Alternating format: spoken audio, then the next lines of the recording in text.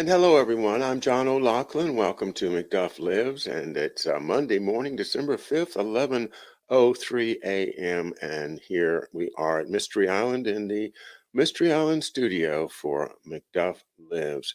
And thank you for joining us on our YouTube channels. We have three, of which the middle one is now down because of a YouTube strike. But we are broadcasting on McDuff Lives 1, which is our main channel, and McDuff Lives 3, which is our alternate channel. And whichever one you're on, that's great to have you. Also, we are building a fine audience on Facebook, and thank you, Facebookers, for sharing the connection to our show here at McDuff Lives on Facebook. We're also broadcasting on Twitter today, and we've been able to add more destinations because we upgraded our StreamYard membership to the professional plan. And while that is a $50 a month plan, I think it's going to prove to be worth it. We're going to need to concentrate on some financing issues here at McDuff Lives. You know, everybody runs into that sooner or later. So I think with extended reach and a little bit better production on my end, I think we can improve the uh, the support for McDuff Lives and keep doing what we do. Well, what we do here sometimes is a show called McDuff Lives, and this is McDuff Lives, the most up-to-date current edition of my thinking that I share with you guys from time to time. And I want to start by saying this to all the YouTube AI bots out there. Listen, this is my opinion. This is not information. I'm not sharing information. I'm sharing my thoughts, my opinions, my speculation. So don't go giving me a strike saying I'm sharing information. I'm not. I'm sharing just my thoughts. And what's wrong with that, for goodness sakes? So, good morning, everybody. Well, I have kind of a general topic today, new research, new ideas. And that's reason for that is because I've just been delighted with the opportunity to dig a little deeper into Nick from Twitter's work, to follow Mark Kulak at Housatonic Live even more closely, and to start looking into GigaOhm Biological, JJ's work, which is hard to find because he's banned just about everywhere. But he is on Twitch, and I'll put the link in the description box after the show. Um, it's unfortunate but inevitable that there are differences of opinion that sometimes escalate into serious personal disagreements. When we're doing research into very, very obscure and difficult material, it's hard sometimes, and I understand that. And well, if I can be of any assistance in helping people work through differences that may have started out as a scientific difference of opinion and maybe escalated a little too far, I'm at your service. That's one of the things we attorneys and counselors at law like to do aside from playing Perry Mason in the courtroom. So, you know, I've done a lot of mediations. I was a court appointed mediator. And so I know the techniques, and I would be glad to be of service if anybody wants to try to break through some, just some stuff that's got stuck between you. Well, good morning to everyone in the chat. And again, this is my opinion. I'm going to start on a subject that's very, very close to the most recent work that's been done by Nick over at his uh, Twitter feed, and that has to do with hepatitis B. And why is that important? Well, it's because of my dad. Okay, here is here's the book that I wrote. It's 75 pages long, $20 on Amazon, $10 for the Kindle, and the end of the book is where I am now. I'm starting to try to write the next book, and it has to do with these medical issues. So I'll read what I said. Death by cancer. While this book provides a history of Tom's career, it does not delve into the medical questions that arise. Questions of the possible use of drugs in an attempt to modify Tom's behavior via the MK Ultra program remain open for further investigation. The virus theory of cancer is still unsettled, yet the questions linger. Once I asked a prominent radiologist to look at the book Dr. Mary's Monkey: How the Unsolved Murder of a Doctor, a Secret Laboratory in New Orleans, and Cancer-Causing Monkey Viruses are linked to Lee Harvey Oswald, the JFK assassination, and emerging global epidemics by Ed Haslam, which is a Trine Day 2007 publication that I featured very prominently on our show. As I thought he could help explain the apparent link noted by Haslam between the polio vaccine and soft tissue cancers that appear many years after the vaccine was administered. The doctor, a board certified expert in radiology, was using direct beam radiation to treat my prostate cancer, from which I have now recovered, thank goodness. My theory was that somehow cancer could be contagious, transmissible via a virus. The doctor refused to accept the book. He was adamant, quote, viruses do not cause cancer. Radiation causes cancer, unquote. I was not deterred by the doctor's statement. Perhaps he was unaware of the special virus cancer program, for example. This secret program was revealed in 1971, the year of Tom's death. See, for example, emerging viruses, AIDS and Ebola, nature, accident, or intentional, by Leonard Horowitz, the Tetrahedron Publishing, 1996. With many investigations now underway, the truth about cancer will one day be revealed. Perhaps cancer is caused by a combination of virus plus radiation. Not being a medical doctor, I cannot supply the answer, but we will know one day. As the Bible says, ye shall know the truth, and the truth shall set you free. And that is where this book leaves off, and where now we are moving forward into the medical investigation. Pardon me.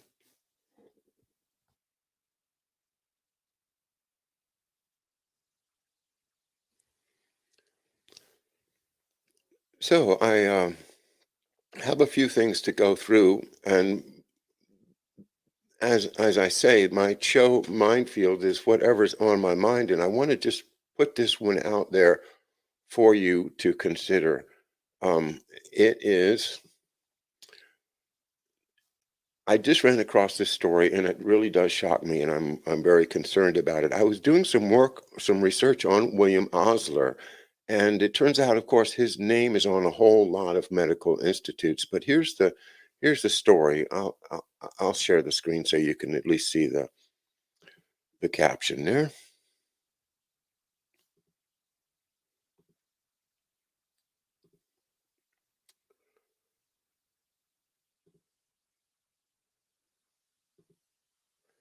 Okay, and I'll make it a little bigger.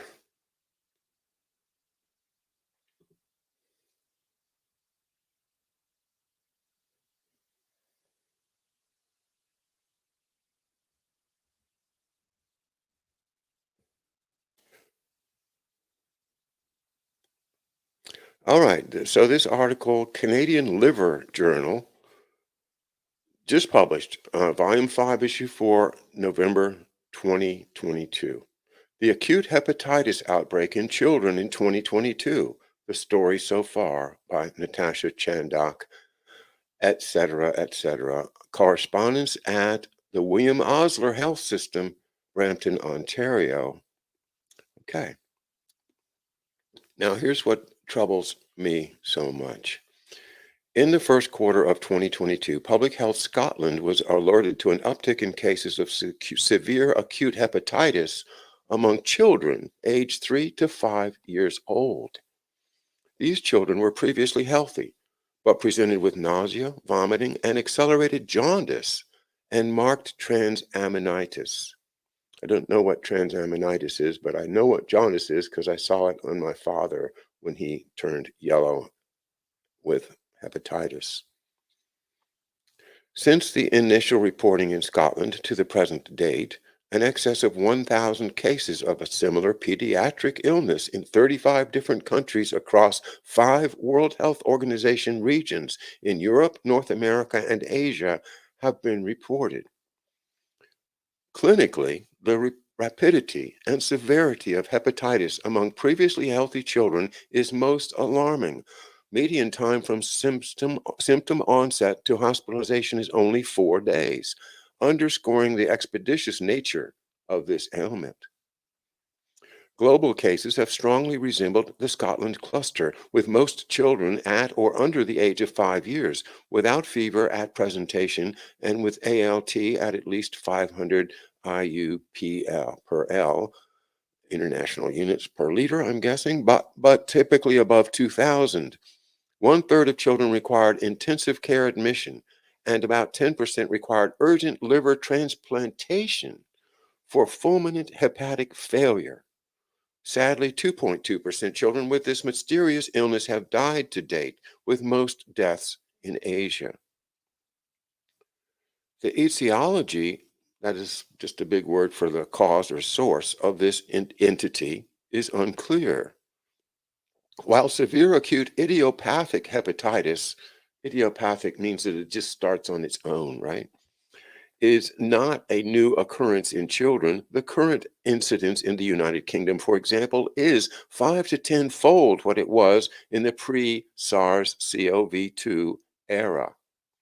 Epidemiologists have found that subjects neither had a travel history to potentially endemic locale nor a strong history of infectious contacts. No tested subjects were found positive for hepatitis A through E or SARS-CoV-2. Furthermore, affected children had negative toxicology analyses, and there was no common exposures to types of food, water, sources, or links to the SARS-CoV-2 vaccine. A compelling observation, however, was that half the test children were positive, half of test children were positive for adenovirus. Adenoviruses are ubiquitous organisms that commonly affect children and adults alike at any time of the year. They frequently produce a cold or mild flu-like illness in their host. Scientists speculate that due to global lockdowns beginning in March 2020 until late 2021, young children may not have had their typical early exposures to adenoviruses, thus rendering them more susceptible and sensitive to adenovirus by early 2022, when many countries lifted lockdowns. There is insufficient data to conclude if adenovirus may be acting alone or whether it acts in unison with another virus to produce the rapid hepatitis in the affected children. All right. And it concludes, we must remain vigilant. All right. So we don't know what's causing it. It is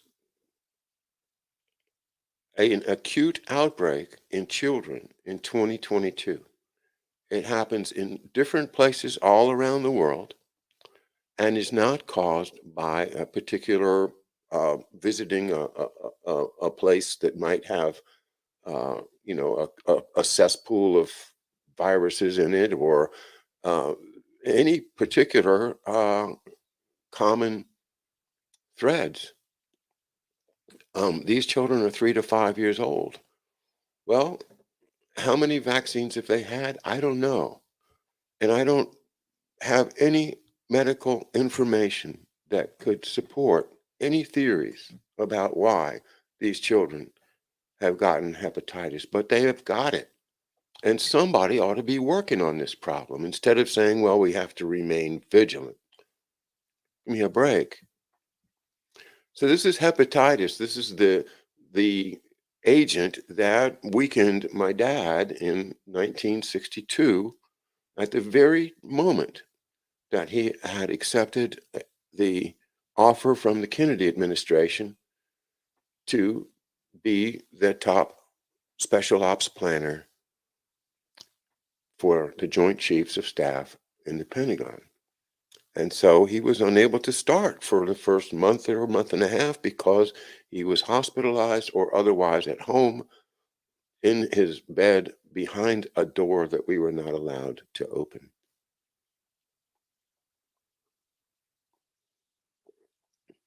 And so when a few years later he got cancer and the cancer metastasized into different organs, and he died on June the 6th of 1971.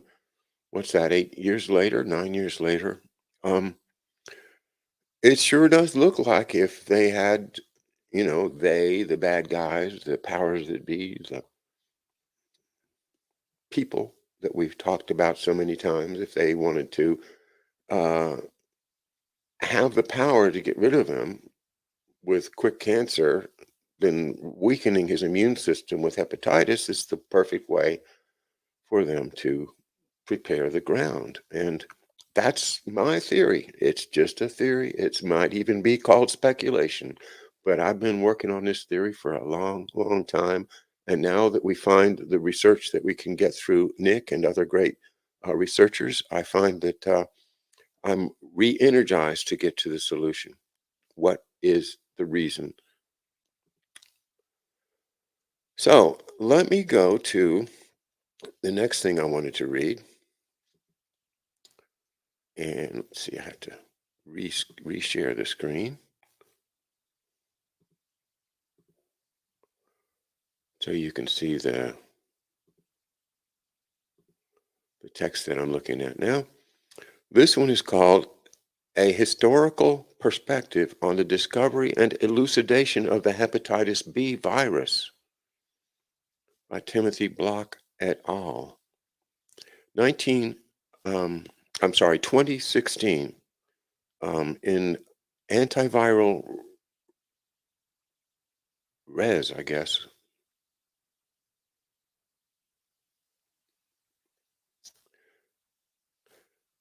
Okay, historical perspective, and let me check and make sure you can see that. Okay, and I'll make it a little bigger for you.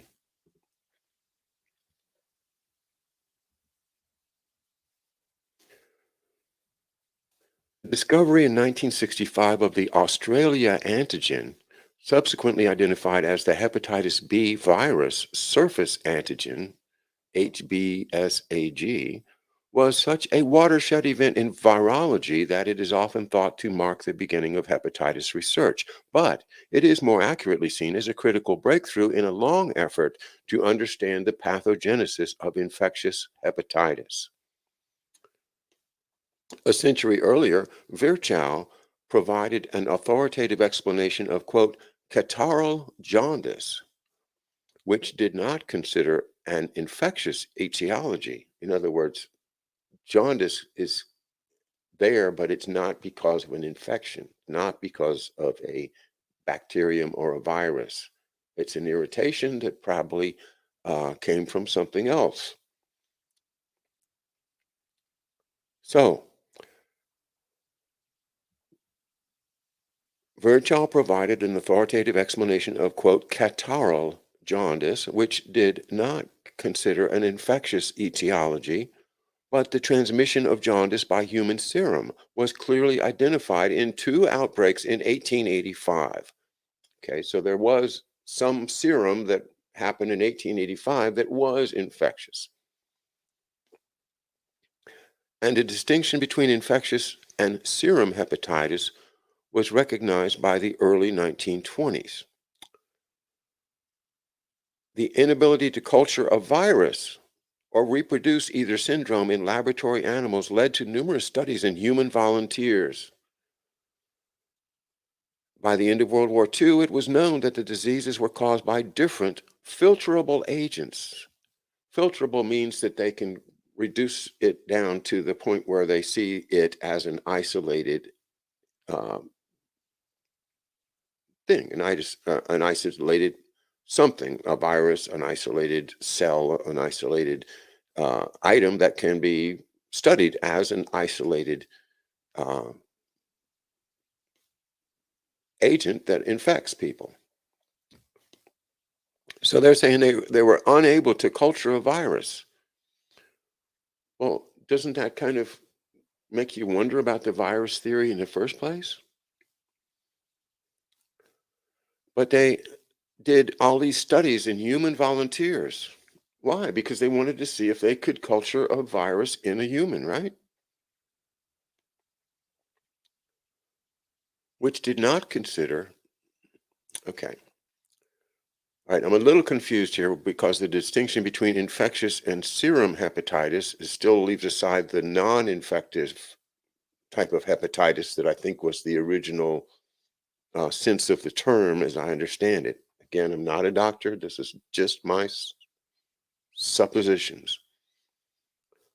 The inability to culture a virus led to numerous studies in human volunteers. By the end of World War II, it was known that the diseases were caused by different filterable agents, that is, bugs of some kind or viruses, and the terms hepatitis A and B were introduced in 1947. Wow. So I never knew that hepatitis B had been identified before 1965 until I got these leads from Nick, okay? 1947. Parentheses, though some long incubation cases that then designated B must in retrospect have been hepatitis C, close parentheses. The development of a number of liver function tests during the 1950s led to the recognition of antisteric infections, and the existence of chronic carriers. But little more could be done until an infectious agent had been identified. We still haven't found one.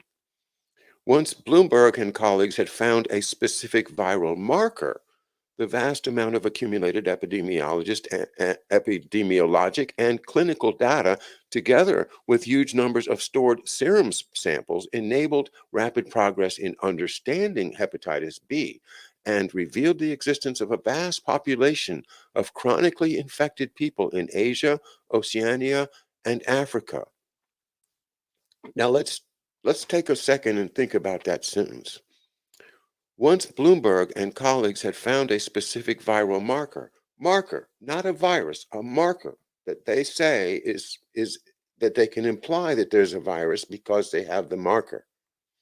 The vast amount of accumulated epidemiologic and clinical data, okay, lots of consistent clinical complaints, treatment patterns, and epidemiology, together with huge numbers of stored serum samples, enabled rapid progress. Rapid progress, what does that mean?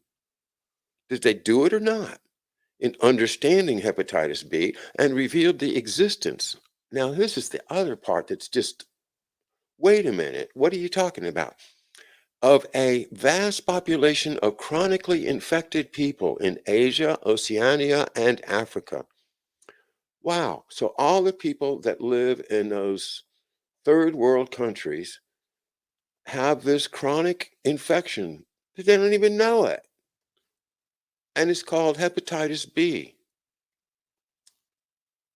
Wow. But how did they find that they've got this infection? Because they had what?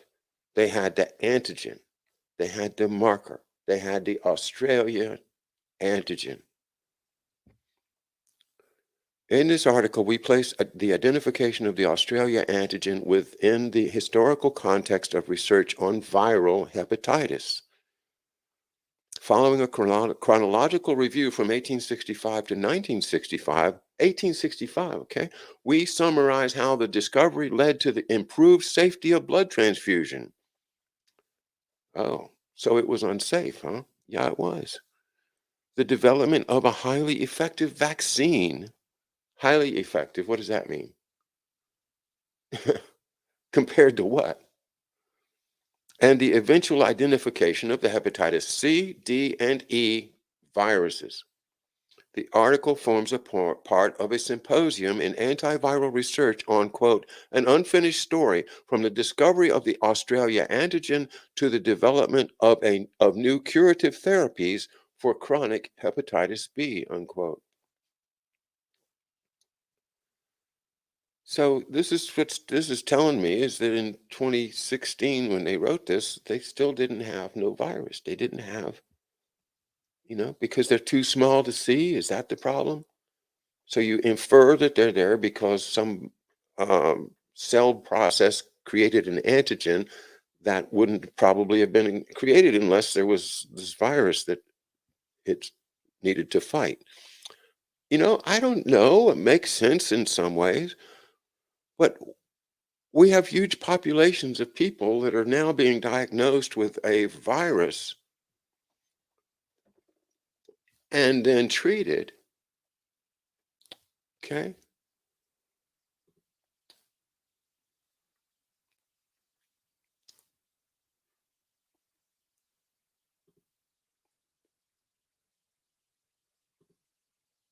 Sorry, let me get the other one up here that I wanted to read.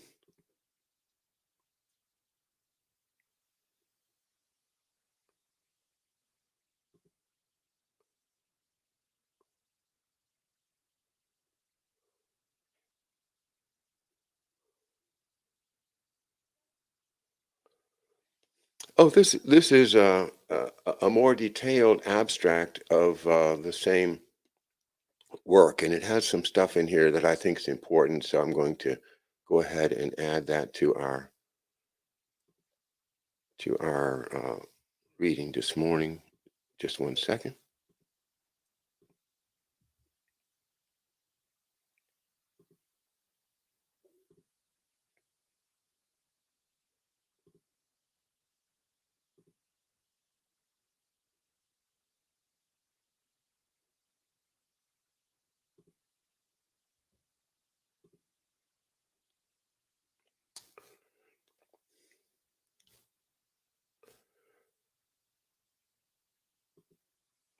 All right, and this one is actually more detail of the first one.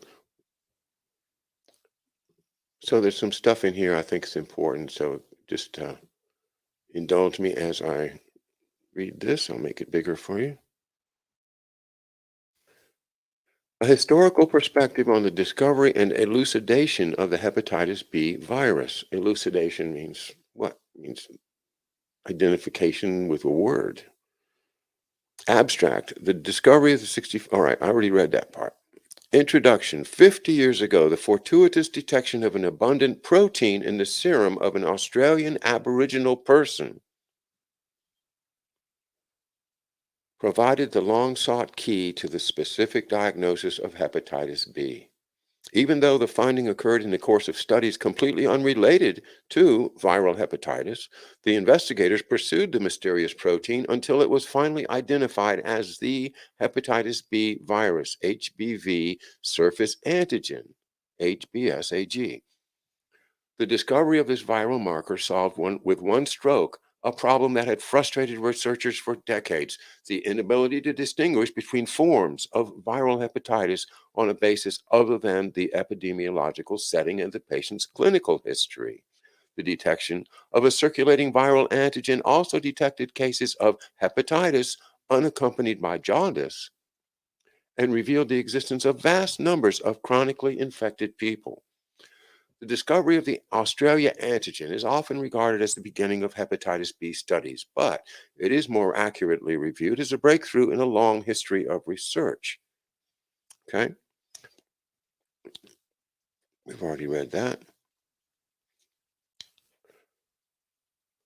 The development of a variety of liver function tests during the next 2 decades revealed the occurrence of anesteric hepatitis and the existence of many chronically infected individuals, but the causative agents still could not be isolated. By the time Blueberg and his colleagues noticed an unusual band in a double diffusion gel in 1965, a huge amount of clinical and epidemiological data had accumulated together with thousands of frozen serum samples so that the introduction of a specific diagnostic assay for hepatitis B made rapid progress possible. The discovery of the Australia antigen had two major consequences. It provided a way for physicians in the industrialized countries to reliably diagnose asymptomatic carriers of hepatitis B, improving the safety of blood transfusion, and it revealed the existence of many millions of chronically infected people. The predominant distribution of antigen positivity in Oceania, East Asia, and Africa that initially puzzled Blomberg and his college was the first, and his colleagues, was the first glimpse of a vast human tragedy. In this article, we place the discovery of the Australia antigen within the 150-year history of research on viral hepatitis. We first discuss early explanations of jaundice, then a review of a series of episodes that began in 1885, in which outbreaks of what we now recognize as viral hepatitis followed smallpox vaccination. What? So the 1885 viral hepatitis followed a vaccination. Okay, interesting.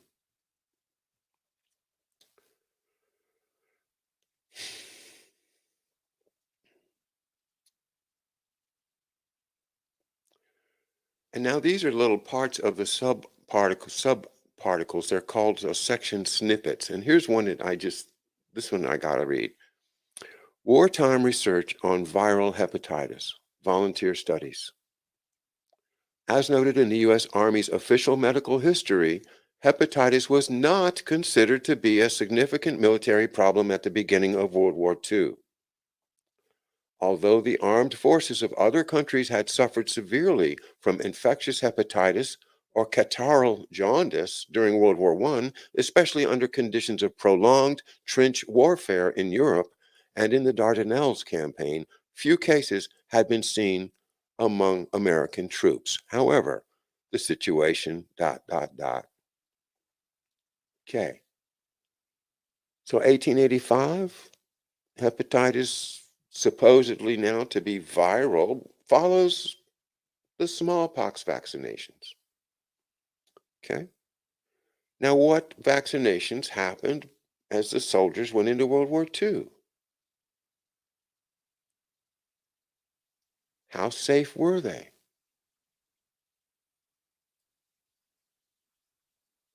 Anybody check that out yet? From catarrhal jaundice to hepatitis A and B, the authority of Virchow and Osler, and we're going to talk about Osler in a minute, had so firmly established catarrhal jaundice as a clinical entity, means it's something that exists. There is this bug or germ or infection called catarrhal jaundice. It's not just a set of symptoms or irritation. That the term is still being used to describe cases of hepatitis during World War II. In the USA, it was not officially replaced by, quote, infectious hepatitis, unquote, until 1943. In that same year, the term homologous serum jaundice was introduced by the British Ministry of Health to denote jaundice that followed the inoculation of blood products.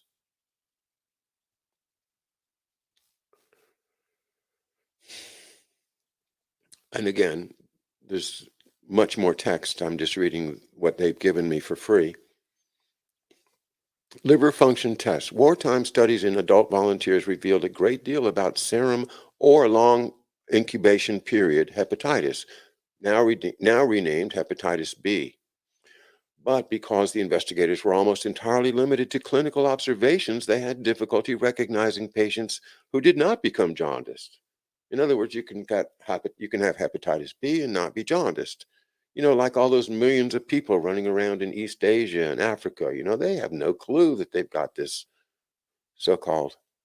And I don't know. I'm not a doctor. I'm just giving you my honest reaction to what I'm reading. This is not information. This is not an information show. I'm just stating my personal reaction. Similarly, they remained unaware that a small percentage of patients who appeared to recover from serum hepatitis actually remained chronically infected. However, the progressive introduction of a variety of ... and once again, we don't get the text.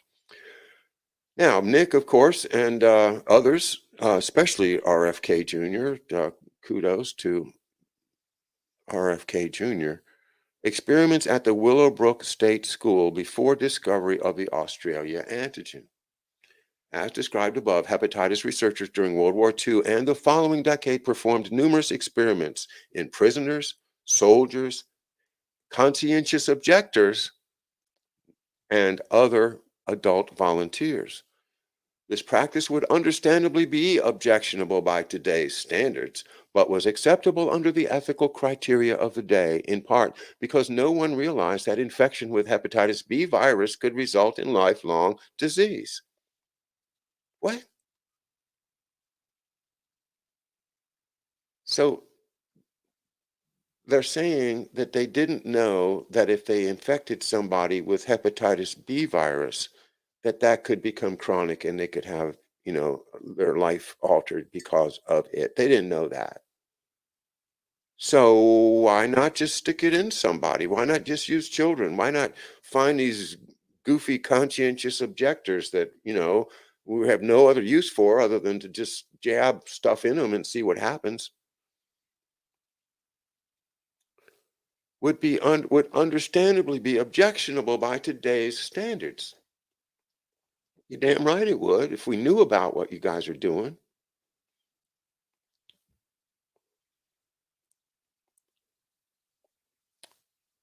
By the early 1960s, hepatitis A had been well characterized. It was highly contagious, spread by the fecal oral route. Okay, the fecal oral route often produced large outbreaks, was often subclinical, meaning that you don't have to go to the doctor, was always transient, and resulted in protective immunity. Wow. So if you got Hep A, you knew it was going to go away and you knew you were going to get protective immunity. Well, my goodness, that's better than taking well, of course, that's just my opinion. I'm probably just speculating. Hepatitis B, in contrast, was still poorly understood because the agent was usually transferred in serum. Epidemics were rare, and the most significant problem was post-transfusion hepatitis, which was difficult to study. Liver function tests, biopsies, and ... So this is useful to just skim the tops of these um, article paragraphs that are just giving us a tease of what's in there. And I'm going to have to purchase the PDF because this is just too close to what I need to know.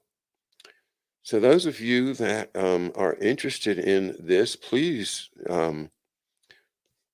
get in touch with me by email or just let me know somehow because I'm not a doctor and I do need help understanding this material.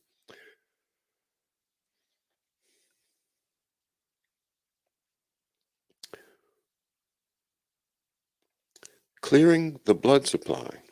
Even before AU, that I guess is the Australian antigen, had been firmly linked to hepatitis B. Of course, now it's firmly linked, right? Because there's this, well, Osler said so, right? So, or whatever. Alter and Holland considered the evidence sufficient to call for the screening of all donated blood before transfusion. 1970. The recognition that AU was especially common in paid donors. That means they had needles in them, right? Also led to the increasing adoption of an all-volunteer system by hospital blood banks. In a few years, these two measures resulted in a greater than 70% reduction in transfusion-associated hepatitis. Transfusion-associated hepatitis. In other words, the serum. Now, this is what I've been saying about my dad's case from the very first time that I mentioned it on this show. Hepatitis that is natural would have had an outbreak. He wouldn't be the only one. If it came as they told him or as he said from consumed tainted shellfish, quote unquote, then that assumes that he went to some restaurant and ate uncooked seafood, and he wouldn't do that. So they got a serum, and they put the serum in him, and he gets hepatitis. But if that had been a restaurant breakout, then there would have been a news article and there would have been insurance claims and there would have been inspections and people talking about it in the news. It's Washington, D.C. So, just more and more, my speculation is starting to ring true. Now, liver cancer, okay? By the late 1960s, hepatocellular carcinoma or hepatoma had been recognized to occur most commonly in hepatitis patients with post-necrotic cirrhosis, suggesting that chronic AU antigenemia might be predictive of cancer. Bloomberg's first attempt to detect such a link was unsuccessful, as a survey of 65 hepatoma patients in Hong Kong, East Africa, and the USA found a similar prevalence of antigen as in other liver diseases.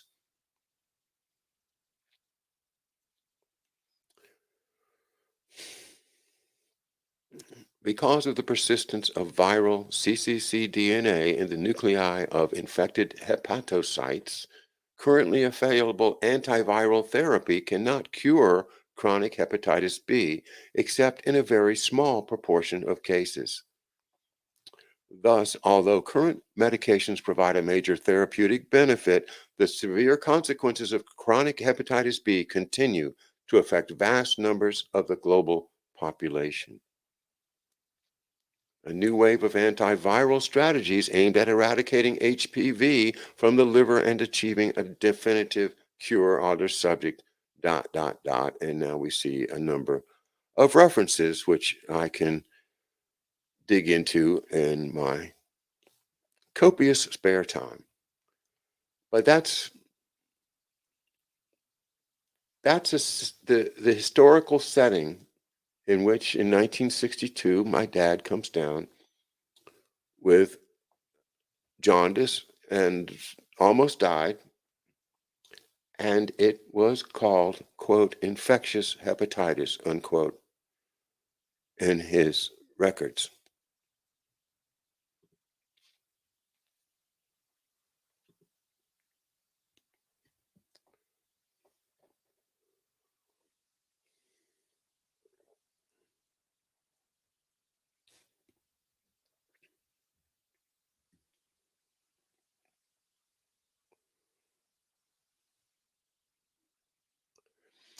Well, I once again wanted to mention uh, my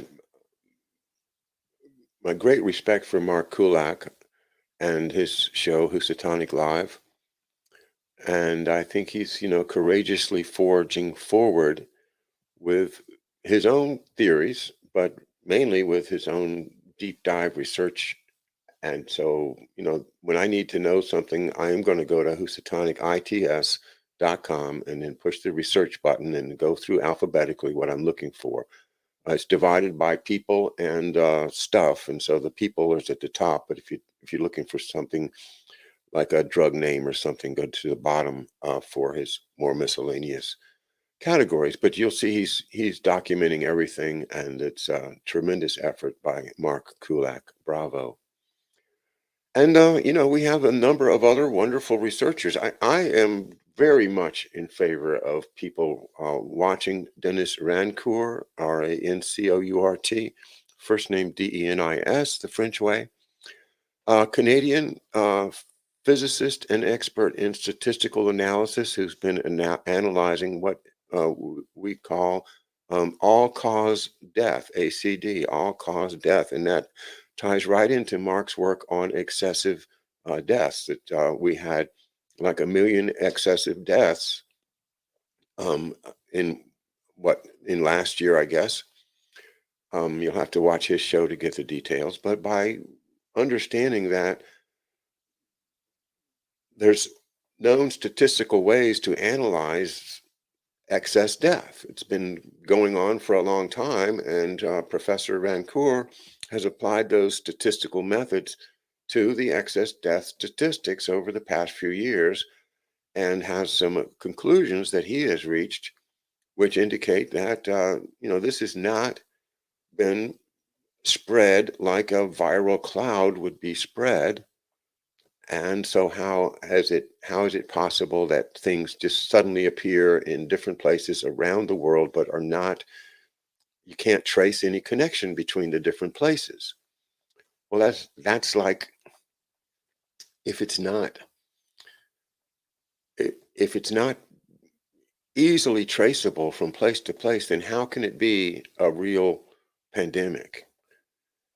And again, Mark's research is indicating, and I think that he's getting this from JJ at GigaOM Biological, that these disease vectors are actually clones, so that they all look exactly the same under a microscope. And that indicates not only a lab origin and a lab manufacture, but the fact that the infections themselves may be coming from the aerosolization of a space where you're in, going to the HVAC back, as George Webb has indicated, may have happened in a nursing home in Northern Virginia that he's reported on. Um, Another death that I remember in Great Britain, where somebody was saying, "Oh, he didn't believe in the disease." And there's a big article about how this anti-vaxxer dies of COVID after attending a party in a certain place. And so well, okay, fine. It was a closed environment where he could be attacked, and if that's what happened, that makes sense. But suddenly, just if somebody just comes out as an anti-vaxxer, and the next thing you know that he's a newspaper in the obituaries. Um, well, sure. Yeah, Mark's number 5 show got a copyright strike. That's right, Christy Liebel, and good morning to everyone. Thank you for being with me. And I haven't seen it either. But yeah, David's right. Osler is a real piece of work. He is a racist. He is one of those white supremacy racists associated with Skull and Bones and with the early virus people. And all you got to do is look, William Osler, and he's like the greatest thing that ever hit medicine. If you look at him for the past 50 years, 60 years. But this is at Johns Hopkins, and we've studied Johns Hopkins. We understand that it is a Skull and Bones creation. Daniel Coit Gilman. So what he is doing there is, medicine for white people, and it's completely consistent with Cornelius Rhodes' experimentation on the Puerto Ricans and claiming to have been able to give them cancer. He's bragging, "Hey, I got these, half human, filthy Puerto Ricans infected with cancer. Look at me, I'm a great hero." Well, isn't that very much like the kind of thinking, that goes into genocide and eugenics? That there's people in the world that really need to be gotten rid of, and we've got to get rid of them in any means necessary. And I'll give you my speculation about the Manhattan Project, and that is that James B. Conant, the specialist in chemical warfare from Harvard, who was the president of Harvard when my dad went there,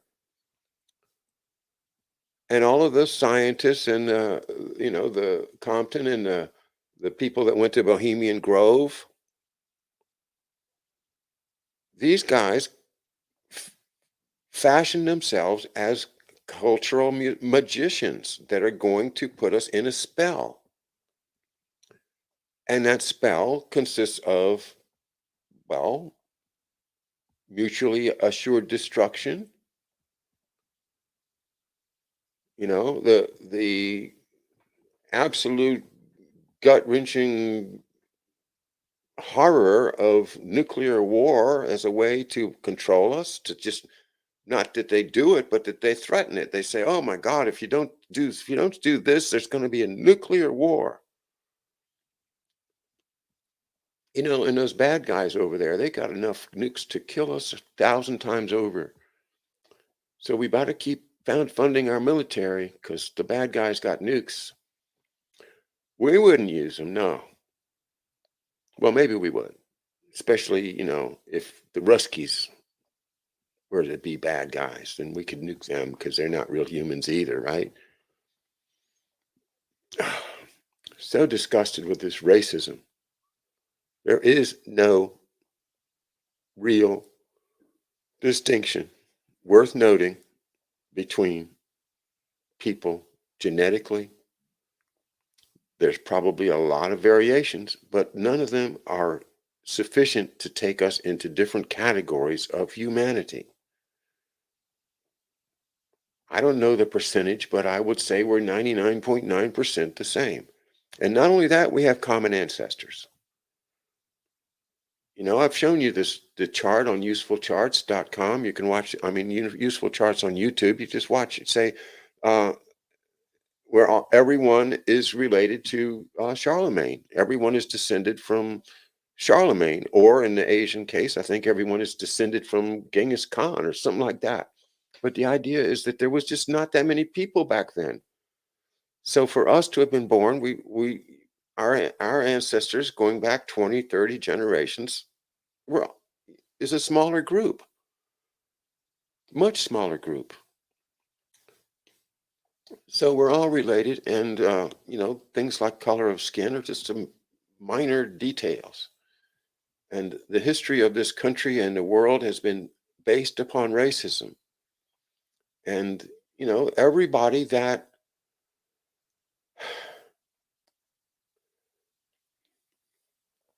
follows the the idea of my race has got to be protected against the other races is the problem. And the idea that we aren't all entitled to walk the earth and breathe free, good, clean air and drink free water is against everything. So these folks, I believe, are putting a psychological whammy on us to make us think that unless we do what they say, that the world's going to end, that Armageddon is going to fall upon us, and we're all going to die. So we have to give up our liberty for security, to paraphrase Benjamin Franklin. That's what Dr. Fauci says. But people that are doing this research, and I praise everyone that's digging into it, and thank you for it. We're getting to the point where it just doesn't fly. And medical intervention, even with the best intentions, has caused a lot of harm around the world.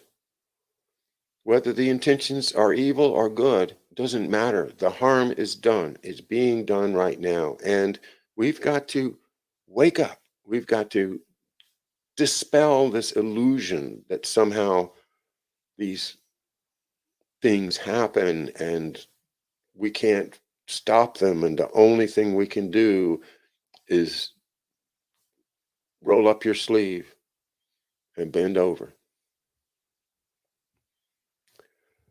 And that's my show for this morning. Thank you for being with me. And I look forward to being with Harley tomorrow in the 11 a.m. Diane Sarah will be back tomorrow night to talk about her big new campaign for Senator Kristen Gillibrand's seat. Now, wouldn't that be fun? And the rest of the week, we have David on Wednesday, a new show about from our good friends Corky Goss and Carol M.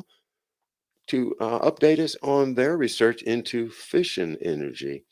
And then Friday, we'll get together for another Friday chat together. So thank you all very much. And we're going to be making a lot of changes here, adding some extra streams. And we are in beta testing right now of McDuffLives.com. So more will be revealed in the near future. Thank you.